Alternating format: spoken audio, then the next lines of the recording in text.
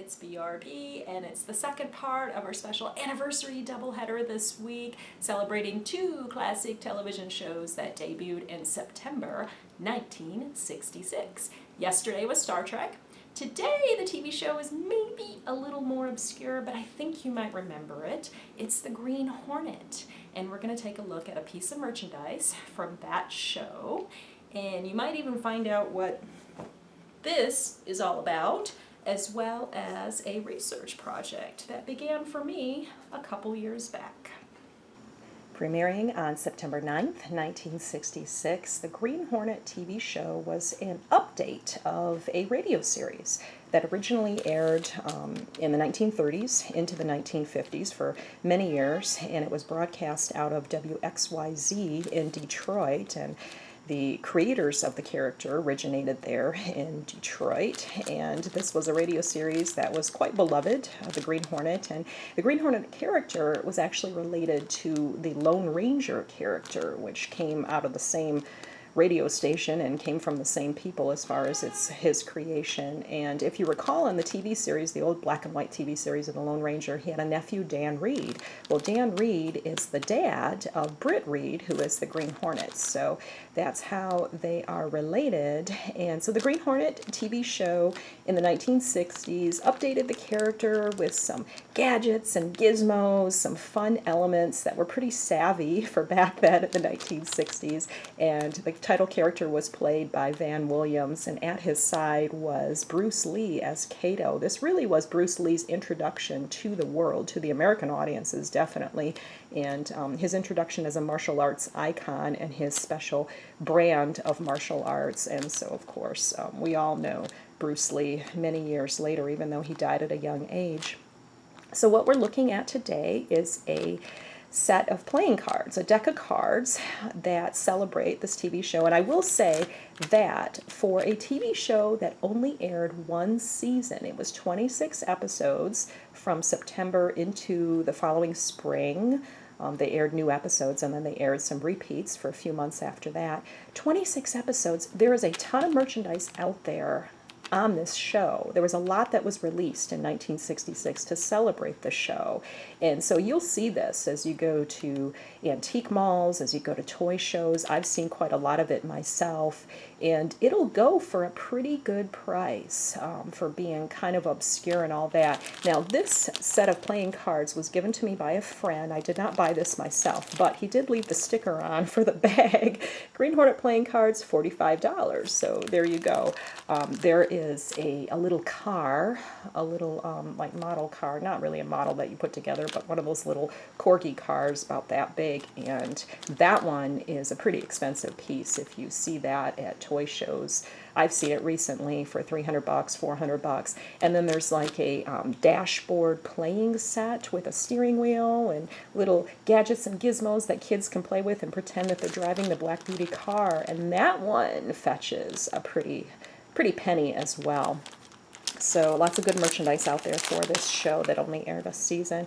This deck of playing cards, you can see the box is a little bit weathered, but you'll see that they're in pretty good shape. On the back, we have an image of Bruce Lee as Kato. We have the copyright inscription, 1966 Greenway Productions, which of course is the same team that brought you the Batman show that was airing on ABC TV at the same time as the Green Hornet, but very different in approach. 1966 Greenway Productions, Inc., 20th Century Fox Television, Inc., and the Green Hornet, Inc. So those are the three entities that are credited with the copyright for this TV show. Let's open these up and take a look at this. And you can see the cards are all in order. They have not been played with. So thank you to my friend out there, who shall remain nameless, who was kind enough to give these to me. So you've got the Joker, two Jokers, and again with the copyright inscription there. Also the copyright for 1966 Edu Cards Manufacturing Co., the company that made these. So you've got a graphic of the Green Hornet running with the Black Beauty card. They use this image on some of the other merchandise too. I know there's like a flicker ring or a button that has that on there that I've seen recently.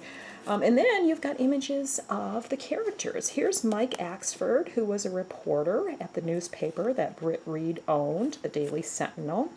You've got the Hornet and Cato Hornet, and this shows the actors in the original masks that they made for the episodes. There were actually 3 different masks that were used that the actors wore. The first set was like for the promo video that they shot for ABC, and then when the episodes started shooting, they had this kind of rigid, uncomfortable mask, and then they updated it with a more comfortable mask that actually you can see there. Yeah, so you'll see both masks in these.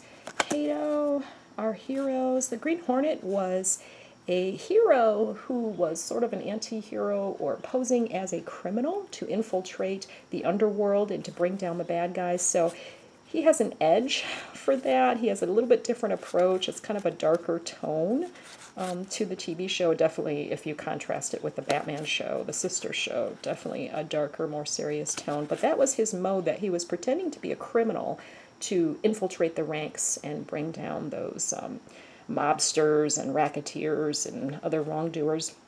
Here's Lenore Case on the Queen card. You've got the face cards with, you got the Jack with Cato, Lenore Case as the Queen, and then of course the Green Hornet as the King.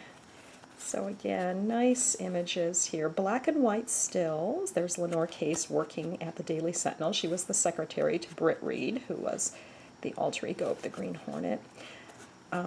Black and white stills of a color show, though. The show was in color, and good thing, because it had a color in the title. So we'll flip through these real quick so you can see the image on each card. Action shots. There's the Hornet with the Hornet Sting sonic gun that he used.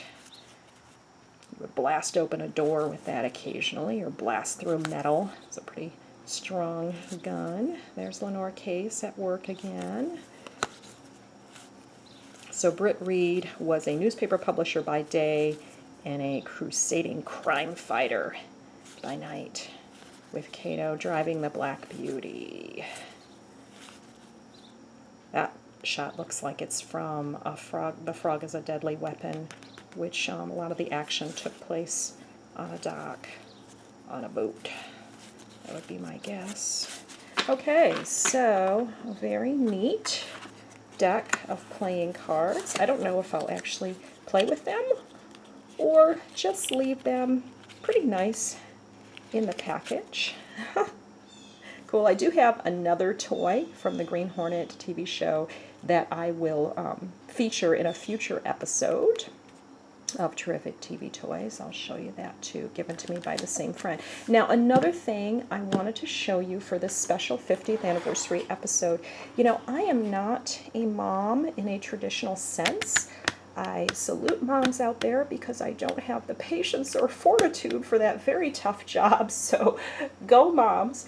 But this week I did give birth, sort of, to another bouncing baby book, and that is a book that, as I said, I've researched the Green Hornet for the past couple years.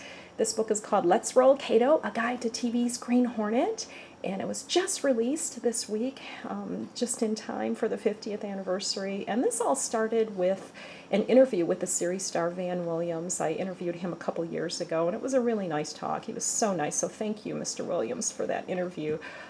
Such a nice guy, and I thought, you know, I really want to do something with this, and so it has turned, a couple years later, has turned into a book project just released. So check that out, and thank you so much again, Mr. Williams and Green Hornet Inc., who was very helpful for this project. And also, I talked to so many great people for this project. I really did. And you saw me wear a particular t-shirt in the intro for this episode, and I received that from one of the car owners that I talked to. Thank you, Tommy. Tommy owns a futuristic Black Beauty replica, and you'll read all about that in the book. His Black Beauty. He's a big fan, and he does cosplay at shows too for the event. So thank you, Tommy. I interviewed a couple other car owners, including one who owns a screen used, one of the 2 screen used vehicles. So I got so much great contribution from a lot of good folks out there, writers and artists, and it's been a great experience. So check that out. And as always, thank you for watching, and we will talk to you again soon.